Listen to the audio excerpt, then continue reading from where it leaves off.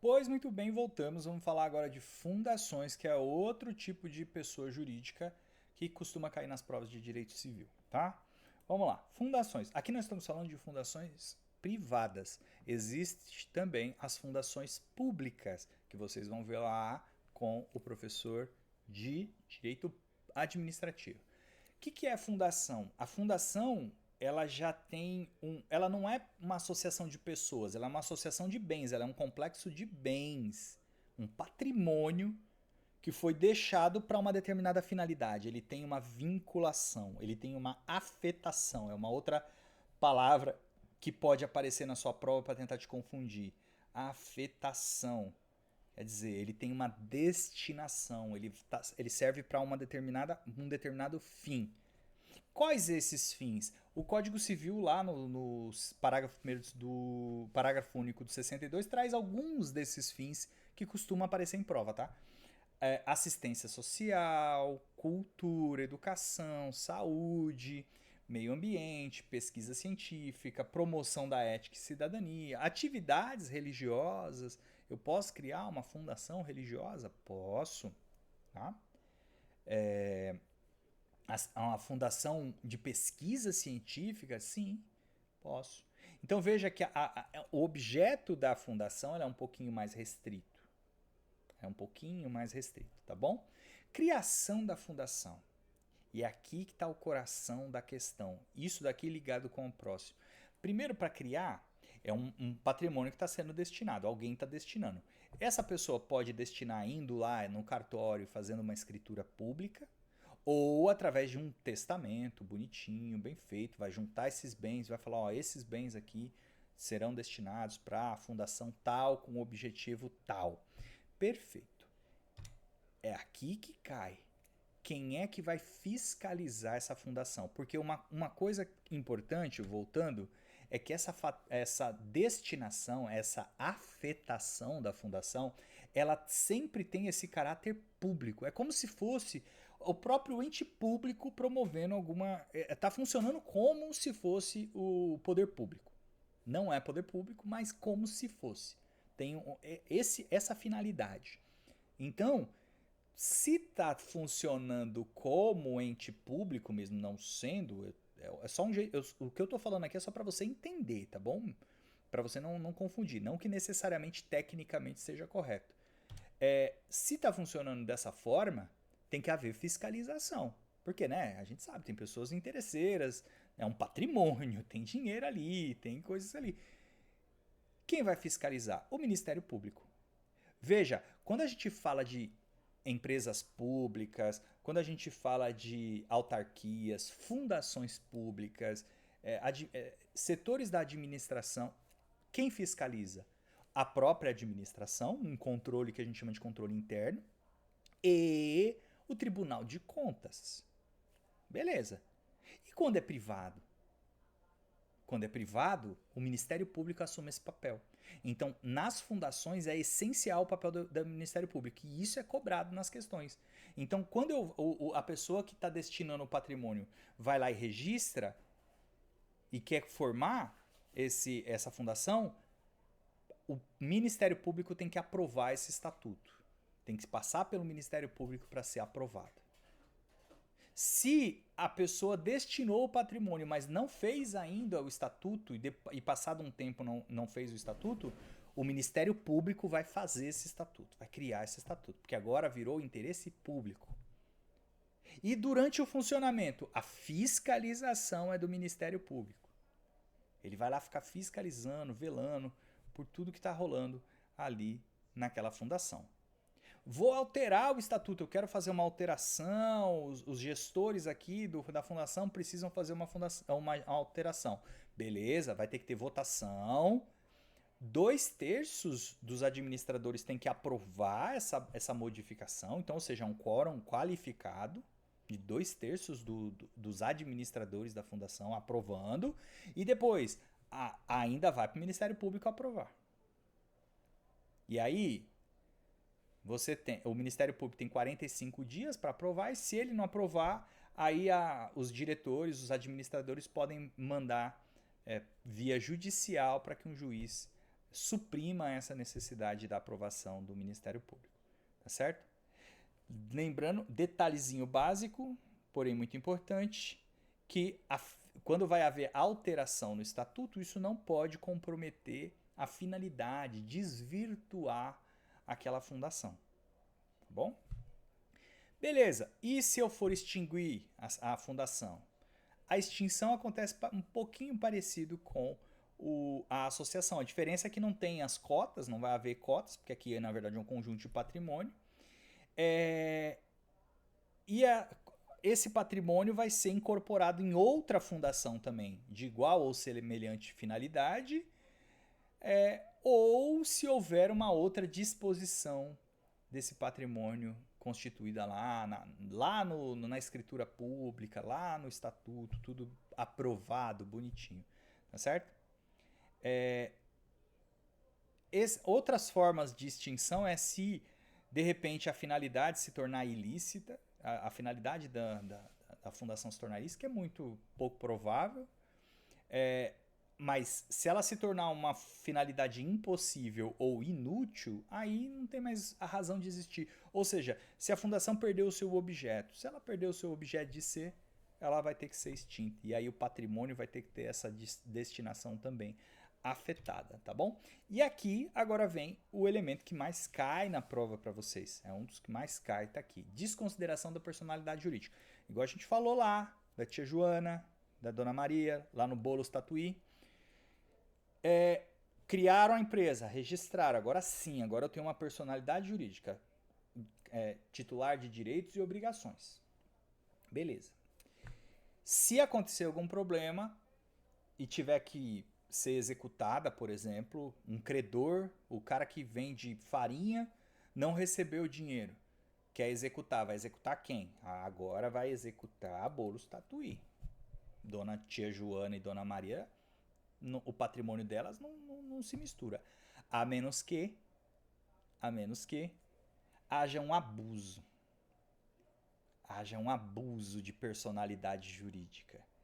Aí, nesses casos, o nosso ordenamento jurídico autoriza a desconsideração da personalidade jurídica. Porque o que é a personalidade jurídica? A separação do patrimônio. Como houve abuso, eu vou desconsiderar essa separação e agora eu vou misturar os patrimônios. Eu vou atingir não só o patrimônio da pessoa jurídica, como eu vou atingir também o patrimônio dos sócios. Qualquer sócio? Não. Só o sócio responsável pelo abuso. Então, se lá a tia Joana e a dona Maria, só a dona Maria está promovendo os abusos, como por exemplo confusão patrimonial, ela está usando o dinheiro da empresa para poder pagar contas pessoais, para pagar viagem de férias, está usando o dinheiro da empresa, enquanto a tia Joana está fazendo tudo certinho, tudo bonitinho, aí vem o juiz e vai desconsiderar o patrimônio da dona Maria. A tia Joana continua com seu patrimônio protegido, porque ela não deu causa, ela é uma das sócias que não deu causa a essa desconsideração. Então a desconsideração atinge só o sócio causador do problema. Beleza. Quando é que eu configuro, dentro da teoria maior, a desconsideração? Quando é que o juiz vai observar e falar assim, sim, tem desconsideração? Se houver dessas duas questões. O primeiro é o desvio de finalidade e o segundo é a confusão patrimonial. O que é o desvio de finalidade? A empresa, a pessoa jurídica, ela foi criada para um fim. A Boulos Tatuí, ela produz bolos e vende esses bolos para obter lucro. Perfeito. E ela tem um patrimônio que é usado para essa finalidade e gera lucro que é distribuído entre os sócios. Perfeito. Agora, se os sócios começam a usar para poder esconder patrimônio, tipo, todo o dinheiro que está entrando, eu não deixo na conta do CNPJ, eu boto na conta do CPF, eu coloco na conta da tia Joana ou do sobrinho da tia, eu vou escondendo e vou fazendo com que essa empresa aqui fique sem patrimônio. E aí, se uma hora o fornecedor de farinha executar, ele não vai encontrar, porque não tem dinheiro na conta, não vai bloquear nada. Então, o que a tia Joana, nesse caso, está fazendo? Está lesando credores. Ela está desviando a finalidade. Está escondendo o patrimônio para poder lesar credores. Ou mesmo usar a pessoa jurídica para poder cometer atos ilícitos. Criar problemas mesmo para algumas pessoas. Tem duas pessoas jurídicas, uma delas ela usa para poder fazer contratos e depois não pagar. Então, tá usando para fazer práticas ilícitas, tá certo? A outra forma de, além do desvio de finalidade que o juiz pode considerar, é a confusão patrimonial, que é igual eu falei, é quando não se sabe de quem é o que, se aquele carro que está sendo usado é da Dona Maria ou se é da Bolos Tatuí. Se a conta bancária é da Dona Maria, quem está pagando a conta de quem? Só toma um cuidado aqui. É claro que a Dona Maria pode pegar um dinheirinho na conta da empresa para pagar coisas pequenas, né? Um almoço, né? Que ela precisou ali durante o expediente, né? Uma continha básica, coisa insignificante. Aí não é confusão patrimonial. Tem que ser substancial. Essa confusão patrimonial, ela tem que ser substancial, tá? Usa o dinheiro da conta da empresa para pagar a escola particular dos filhos, a viagem da família. Aí, confusão patrimonial, aí sim pode ser desconsiderada a personalidade jurídica. Essa é a teoria maior. Por que teoria maior? Porque exige mais requisitos para ser verificada. Nós temos também a teoria menor. Olha o nome, menor, porque tem menos requisitos. É mais fácil de ser aplicada na prática. Ela está presente onde? Ela está presente principalmente no Código de Defesa do Consumidor, lá no direito trabalhista ela é muito aplicada e na lei também de crimes ambientais. Mas para nós aqui o que mais interessa é aqui, ó, o Código de Defesa do Consumidor. Lá no Código de Defesa do Consumidor, no 28, parágrafo 5º, fala o quê? Que basta que a personalidade jurídica atrapalhe o credor, o credor nesse caso é o consumidor, né? Atrapalhe o consumidor de obter o seu ressarcimento. Então, um consumidor teve um prejuízo com um produto meu.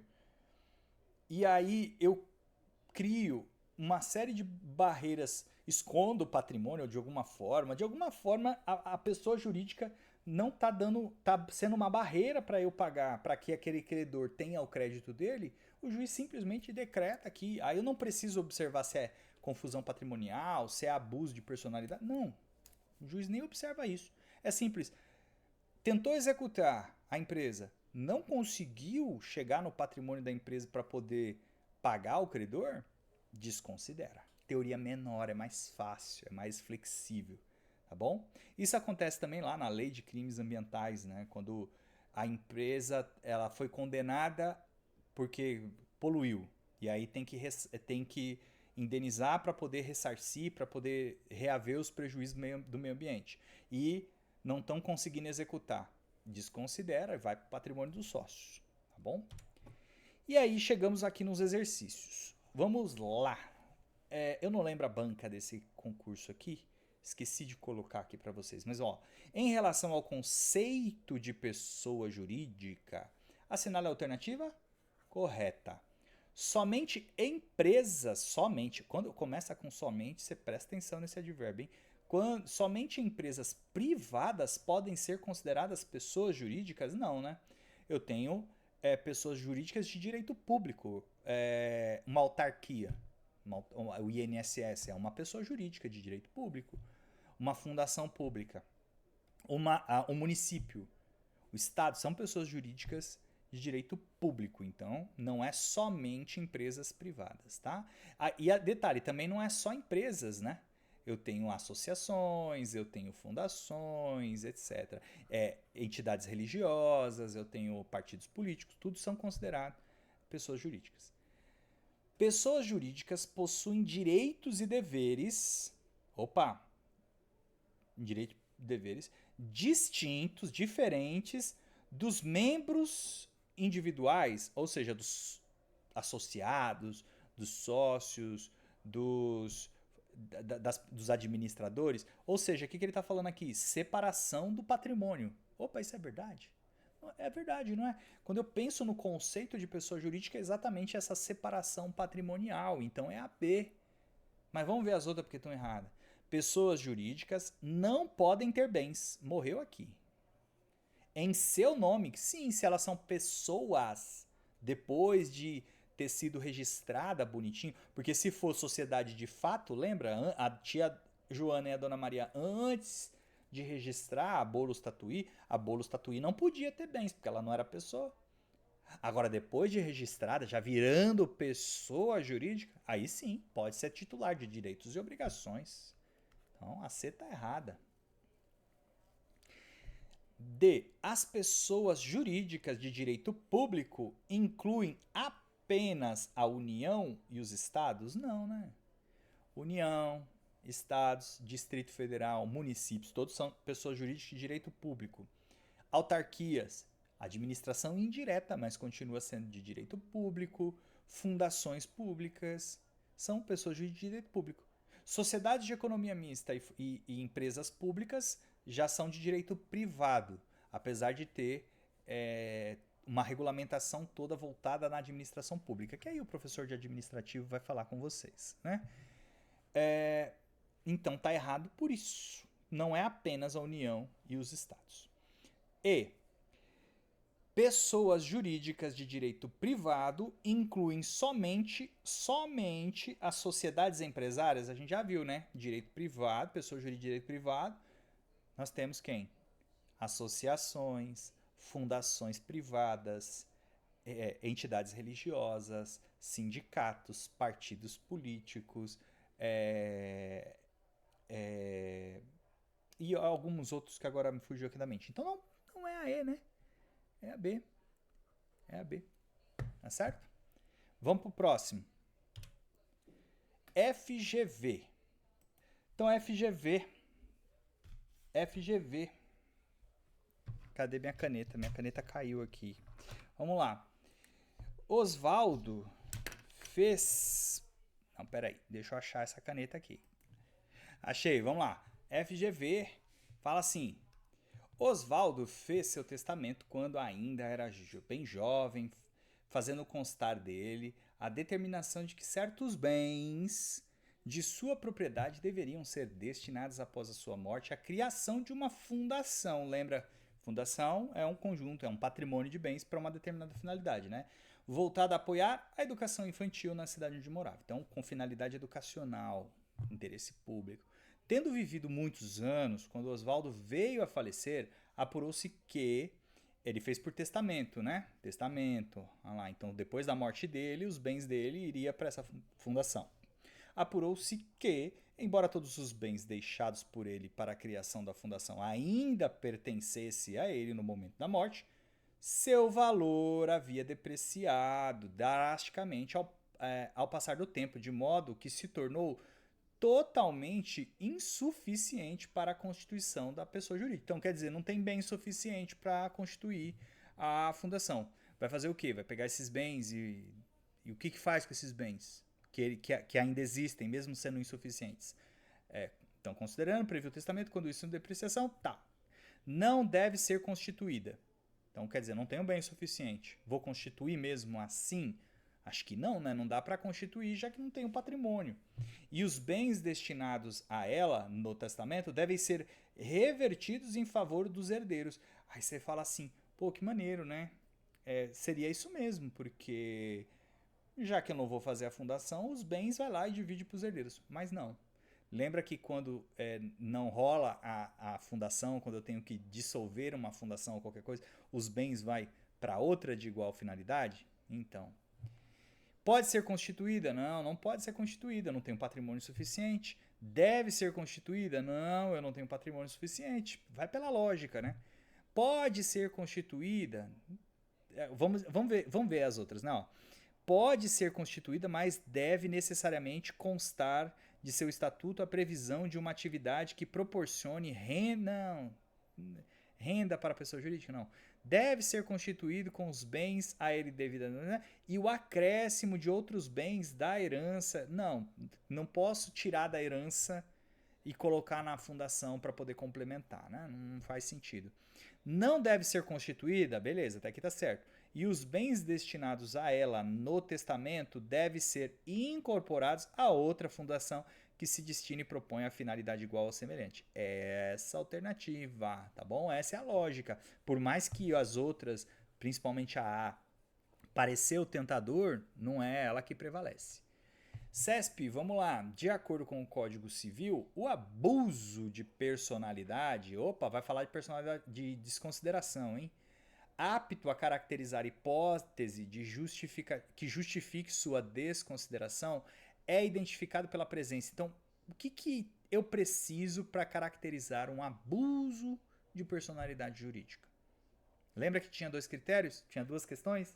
Uma, desvio de finalidade, e a outra, confusão patrimonial. Simples. Veja lá, dissolução da sociedade.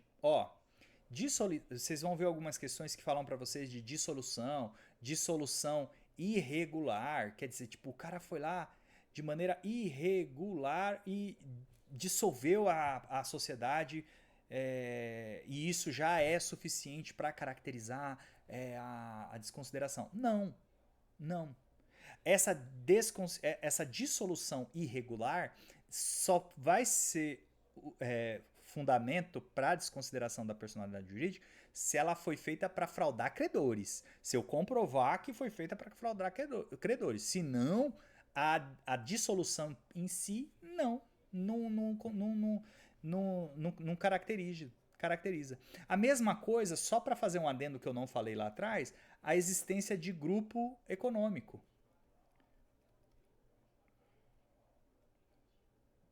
Grupo econômico. Se eu tenho um grupo econômico, um conjunto de várias empresas funcionando sobre o mesmo guarda-chuva ali, só pelo fato de ter um grupo econômico não é suficiente para ter a desconsideração. Eu preciso que isso seja também tenha a característica de abuso de personalidade, tá bom? Então a A não pode ser. Desvio de finalidade? Sim, lembra? Eu desvio a finalidade para lesar credores ou para cometer ato ilícito. Ou confusão patrimonial, sim, os patrimônios dos sócios com o da empresa se confundem. Então é a B. Vamos ver as outras. Confusão patrimonial, sim. Alteração da finalidade econômica, não. Eu posso ter uma empresa, por exemplo, que era uma papelaria e que agora eu vou transformar numa gráfica? Posso. Isso eu estou alterando a finalidade, sim. E só porque eu alterei a finalidade já é suficiente para desconsideração da personalidade jurídica? Não. Agora, se eu alterar para poder mudar a finalidade de uma forma tão drástica para poder lesar credor, aí sim, eu era uma gráfica e transformei numa pizzaria. Mudei nome, mudei tudo. Pode? Não pode. Aí não pode. Agora, se eu mudei para uma atividade parecida, não é o suficiente. Então não pode ser assim. Desvio de finalidade? Beleza. Dissolução? Não. Lembra que a dissolução sozinha não. Alteração da finalidade? Também. Sozinha também não. Confusão patrimonial? Beleza. Dissolução? Não. E alteração da finalidade? Também não. Então, a alternativa é a B. É isso, espero que tenha entendido. Desculpa por ter feito um pouquinho rápido, mas é porque eu quis colocar tudo num conteúdo mais compacto, os pontos mais importantes para vocês. Agora vocês ir lá no código, dá uma lidinha nos artigos que estão lá sobre pessoa jurídica, para ficar bem mais fácil, porque em direito civil, para concurso público, 90% ou até mais das questões são lei seca, né? Tá lá na lei, tá? São textos da lei, que a gente só lê para interpretar, faz um estudo interpretativo dessa lei, tá bom? Estuda que vai ser sucesso. É isso, um abraço e até a próxima aula que a gente vai conversar sobre direitos de personalidade.